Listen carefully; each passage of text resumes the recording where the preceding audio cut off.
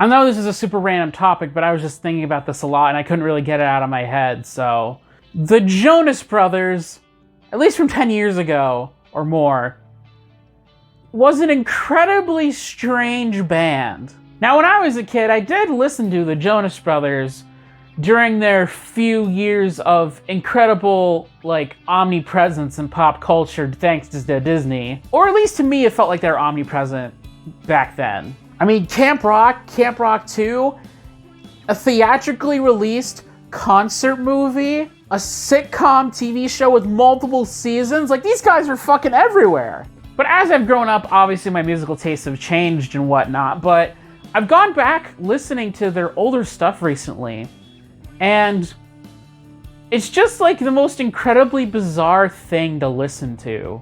Now, I'm no Anthony Fantanos, but I'm gonna try to channel my inner music critic as much as possible. The best way I could describe it is that, like, they have the proclivities of a pop band, but they're, like, disguising themselves as, like, a rock band. Now, obviously, I can't play any clips for you here because copyright police, but, like, really, just go back and listen to those songs. And, like, those guys, the Jonas Brothers, they have voices way better suited for pop music than rock music. At least in my experience listening to rock music, all the singers kind of match their voice up to the vocals, I guess. Like, it's kind of like a grunginess. Like, you listen to Green Day, and you listen to, you know, the lead singer of that, Billy Joe, sing, and, like, it fits the it fits the instrumentals, and even, like, women, like Avril Lavigne, like, they'll have their voice kind of have, like, a grunginess to it, you know, singing rock, but, like, you listen to the Jonas Brothers, and, like, you got, like, these sort of rock guitars going on, like, you know, not heavy rock, but they're still rock, you could tell. And then you hear, like, the voices, and it's like, it sounds like they're singing to, like, an entirely different song compared to the instruments that are actually playing. It creates this weird juxtaposition between, like, you know, these guys, they're singing, like, kind of like a soft way. And then you got these really, like, you know, hard in comparison instrumentals going on. And it creates this weird sort of dissonance I've never really heard before. Now, it's been a long time since then, and I can tell from their modern songs that all of them have gotten a bit more grunge in their voice, so it'd be interesting to see them sort of go back and maybe cover some of their older songs, and maybe see that, like, if sort of the age difference of their voices would really make these songs feel more appropriate. What makes this all the more strange is that, like, I'm not entirely sure if kind of this, like, pop band masquerading as, like, a rock band thing is either due to, like, the Jonas Brothers, like, liking rock music but not really having the vocals appropriate for it. And just because they're young musicians, you know, they really don't sort of hear the disparity that maybe someone like me does. Or if this was an entirely engineered thing by Disney in order to push rock music to kids.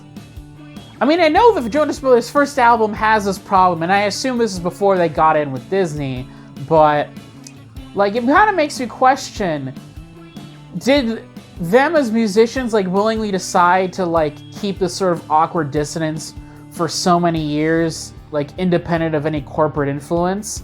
Or did Disney like that sound and then force it to stay that way for so many years in order to sell, you know, all these Disney Channel original specials and a TV show as a result? I mean, the Jonas Brothers were in 2 Disney Channel original movies about rock music. And so it kind of makes me question that if Disney kept them artificially stuck as a rock band for a little bit, because, like, Hannah Montana, I think, was still a thing at the time, or at least it just ended, and Disney had pop music in spades, but maybe they wanted to use rock music as a different vector they wanted to sell things through. Holy shit, does Radio Disney still even exist? Hold on. I'm gonna go check real quick. Oh my god. Oh my god! Can't believe this still fucking exists! But since the band's been revived in the past year or so, I believe, they're in a much better place for having sort of their vocal style matching the kind of music that they make. So, you know what? That's good on them. But I'm not necessarily the biggest fan of the modern Jonas Brothers, which is weird because me, when I was a kid, was a huge fan of them, and then I'm not a fan of their music now. It's just kind of like all like sort of like the hip-hop mashed up with pop stuff that you hear on the top 40 all the time that I'm not a huge fan of. And with that, I just want to say thank you for everybody for watching. Have a great day, and what do you got to say for us today, George H.W. Bush? It's clearly a budget. It's got a lot of numbers in it.